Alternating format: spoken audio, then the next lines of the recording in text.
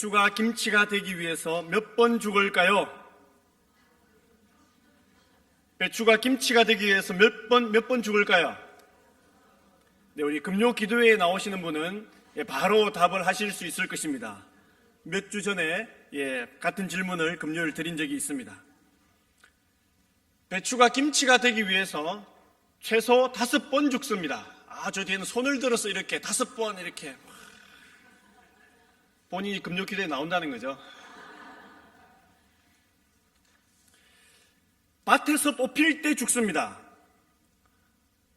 칼에 4등분으로 잘릴 때 죽습니다. 소금에 절여서 죽습니다. 양념에 발려서 죽습니다. 그리고 마지막 땅 속에 묻힐 때, 요즘은 김치 냉장고에 들어갈 때 죽습니다. 배추는 밭에서 뽑히고 칼에 잘리고 소금에 숨이 죽고 양념에 버물려지고 땅 속에 묻힐 때 죽습니다. 비로소 김치가 되는 것입니다. 이렇게 배추 한 포기도 김치가 되기 위해서 5번을 죽습니다. 그러면 우리 그리스도인들이 하나님의 빛과 소금으로 살아가기 위해서는 몇 번 죽어야 될까요? 몇 번? 정답이 나오네요. 수없이 죽어야 합니다. 배추보다 적게 죽어서 되겠습니까? 배추가 밭에만 머물러 있어서는 안 되는 것과 마찬가지로 우리도 현실에 안주해서는 안 되는 것입니다. 여기가 좋사오니 머물러 있어서는 안 되는 것입니다. 주님이 원하시면 과감하게 내려놓아야 합니다. 나의 목숨까지도 바쳐야 하는 것입니다. 때로는 도마 위 칼질을 묵묵히 참아내야 합니다. 소금 같은 고통도 이겨내야 합니다. 칼에 잘리고 소금에 숨이 죽듯이 우리의 혈기와 고집도 완전히 죽어야 하는 것입니다. 배추가 각종 양념에 버물려 죽듯이 양념에 버물려 죽을 때에 비로소 김치의 모습을 갖추게 됩니다. 우리도 김치의 양념처럼 하나님의 말씀으로 그리스도의 사랑으로 그리스도의 참 제자가 되시기를 간절히 원합니다. 마지막으로 땅 속에 묻힐 때에 김치는 제맛을 찾아가게 됩니다. 이처럼 훈련과 인내와 연단을 통하여서 성숙된 그리스도인이 되시기를 간절히 원합니다. 내가 죽어야 주님이 사십니다. 내가 죽어야 주님과 함께 다시 살아날 수 있습니다. 내가 죽어야 주님과 함께 세상을 살릴 수 있습니다. 저를 따라 외쳐보겠습니다. 내가 죽어야 가정이 산다. 내가 죽어야 남편이 산다. 내가 죽어야 아내가 산다.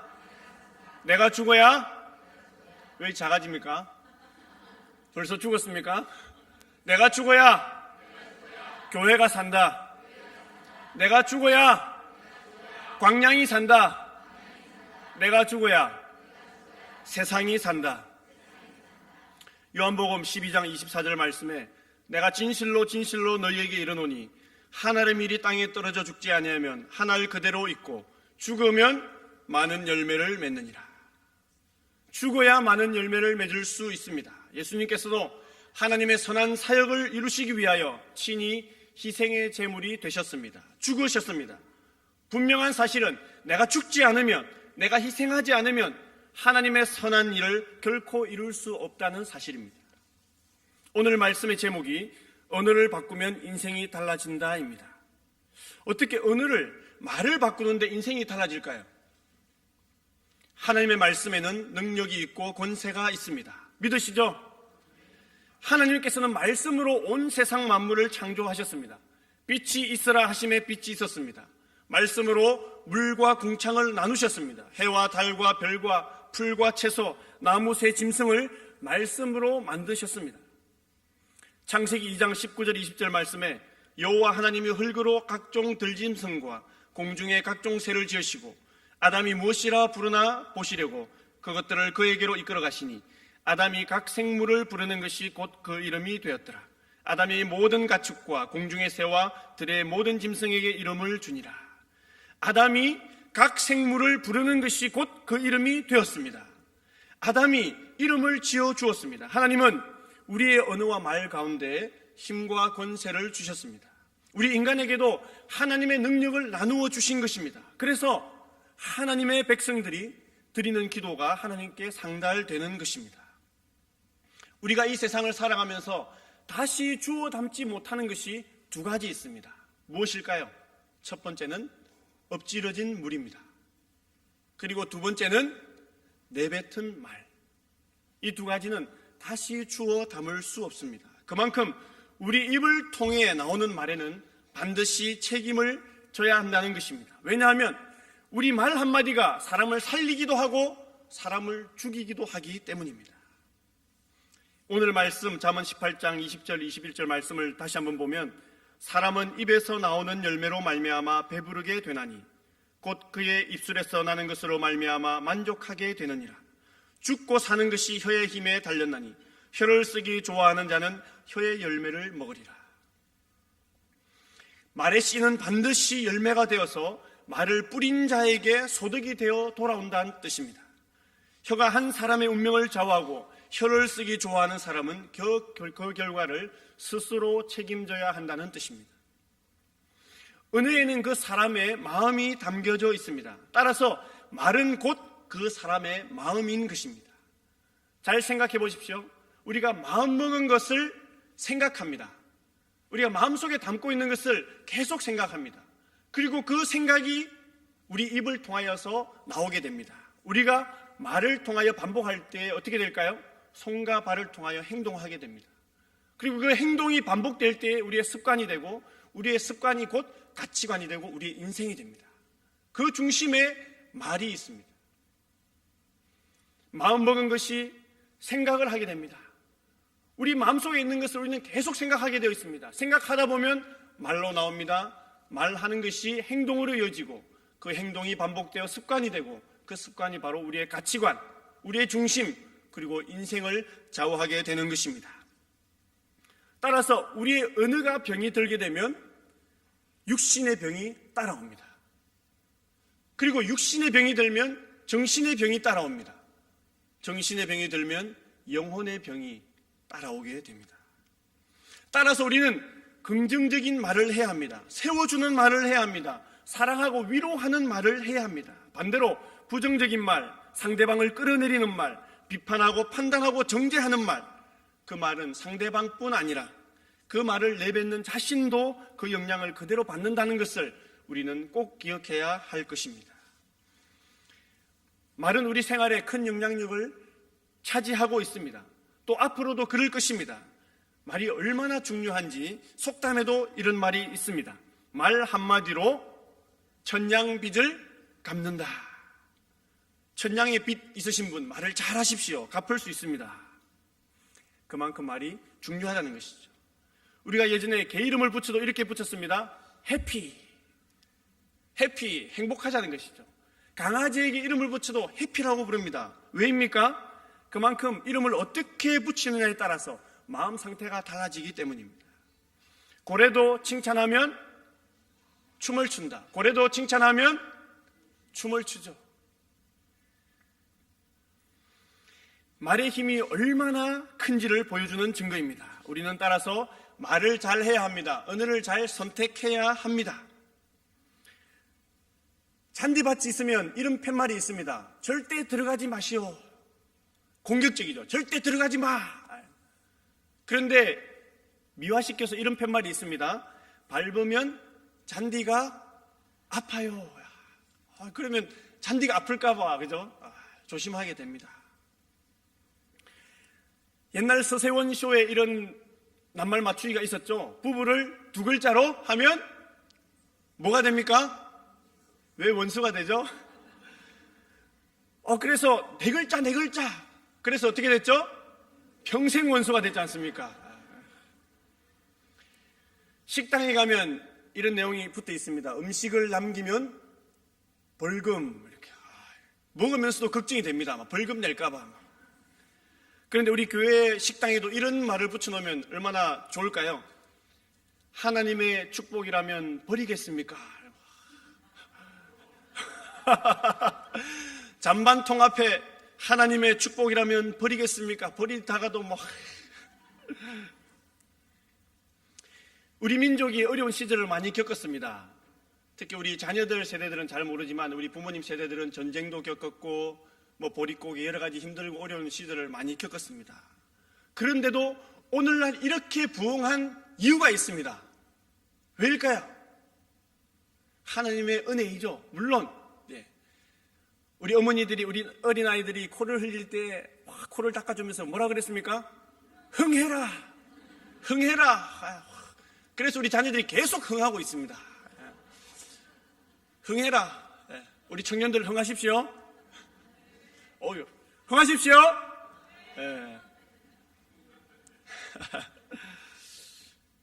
요즘은 코를 잘 안 닦아줍니까?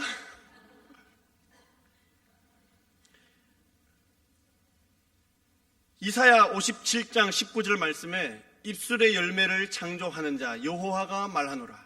먼데 있는 자에게든지 가까운 데 있는 자에게든지 평강이 있을지어다 내가 그를 고치리라 하셨느니라.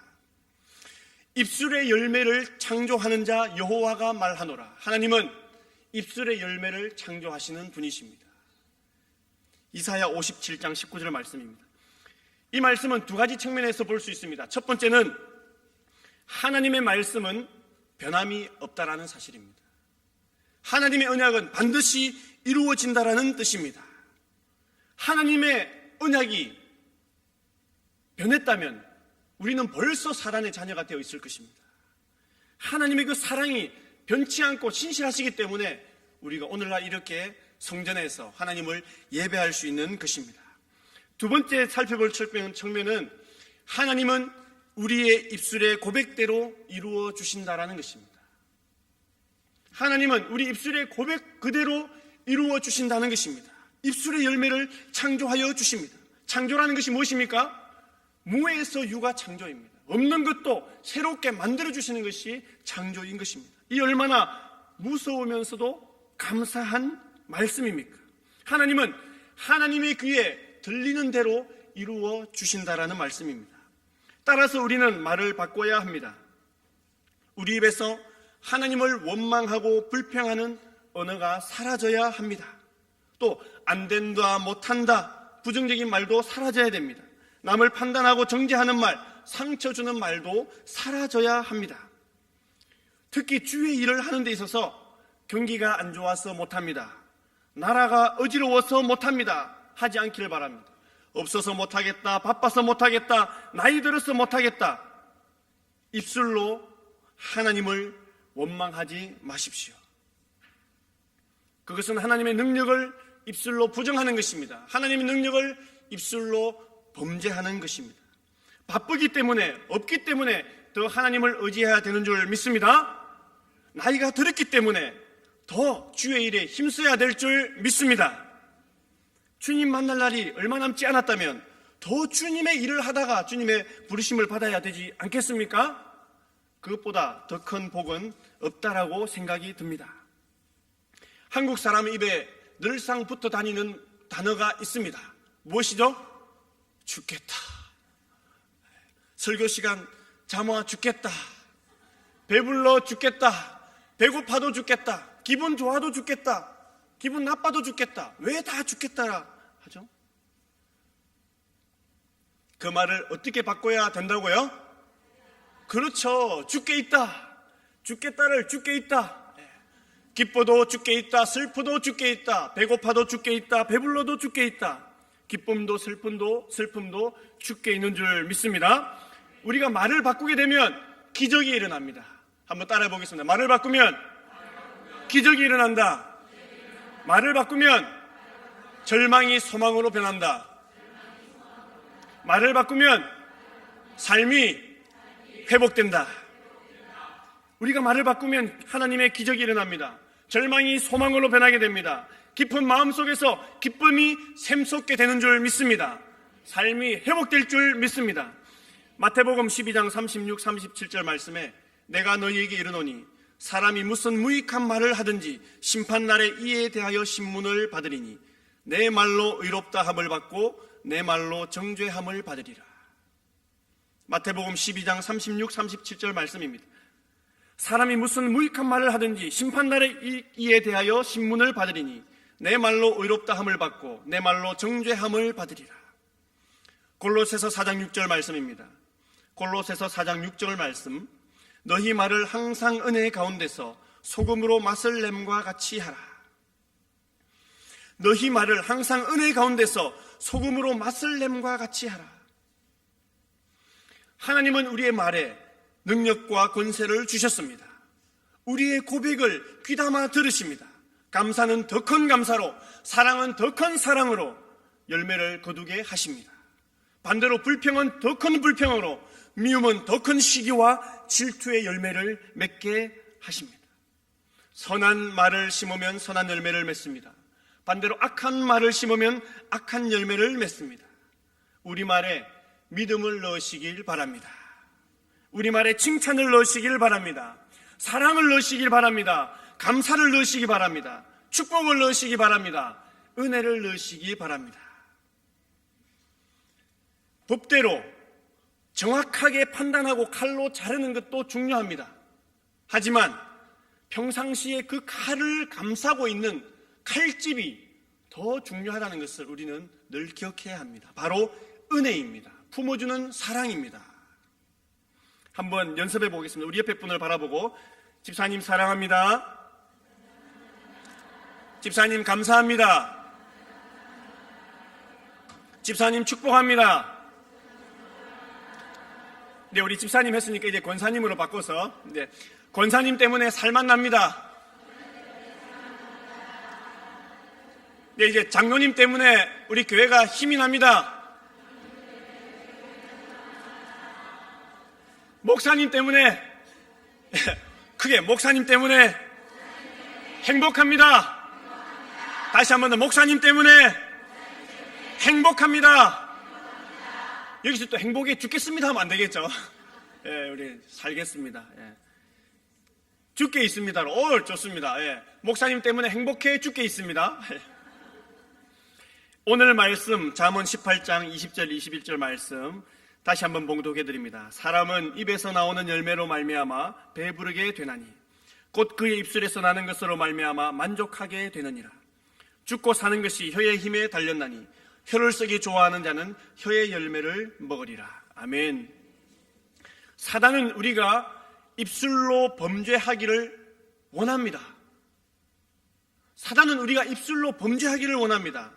사단은 우리가 말로 하나님의 마음을 아프게 하기를 즐거워합니다. 사단은 우리가 말로 서로에게 상처 주고 말로 마음이 나눠지기를 오늘도 학수고대하고 있습니다. 사단이 좋아하는 것을, 사단이 즐거워하는 것을 우리가 결코 해줄 수는 없는 것이죠. 하나님께서는 우리의 입술의 고백을 통하여 하나님의 사랑이 흘러가기를 간절히 원하실 것입니다. 하나님의 축복이 흘러가기를 원하실 것입니다. 복음이 선포되기를 원하실 것입니다. 그리하여 우리의 입술의 고백대로 생수의 강이 넘쳐나기를 원하실 것입니다. 말을 바꾸면 인생이 달라집니다. 농부가 풍성한 결실을 기대하며 한여름에도 땀을 흘리듯이 수고하듯이 우리 모두의 입술이 거룩한 말, 진실한 말, 감사의 말, 위로의 말로 사랑과 축복의 아름다운 결실을 풍성히 거두는 행복한 인생이 되시기를 간절히 원합니다. 기도드리겠습니다. 하나님 아버지, 내가 포기하여 하나님의 뜻이 이루어진다면, 내가 죽어 주님이 사신다면 기꺼이 죽게 하옵소서, 포기하게 하옵소서, 내려놓게 하옵소서. 입술의 열매를 창조하시는 아버지 하나님, 저희들의 입술을 복되게 하옵소서. 하나님께서 주신 입술의 권세를 축복의 도구로, 사랑의 도구로 사용하게 하옵소서. 실족한 자에게 힘을 주고 병든 자를 일으키며 죽어가는 영혼을 살리는 생명의 도구가 되게 하여 주옵소서. 혹여나 사단의 유혹에 넘어가 하나님 주신 이 귀한 입술의 권세를 가지고 도로 하나님을 원망하거나 형제를 실족하게 하거나 하나님의 마음을 아프게 하지 않도록 저희들의 입술을 주장하여 주옵소서. 지혜로운 농부가 아름다운 결실을 위하여 한낮에 땀을 흘리듯이 우리 또한 거룩한 말, 진실한 말, 감사의 말, 위로의 말로 하나님의 사랑과 축복을 이 땅 가운데 선포하는 복된 인생이 되게 하여 주옵소서. 예수 그리스도의 이름으로 기도하옵나이다. 아멘.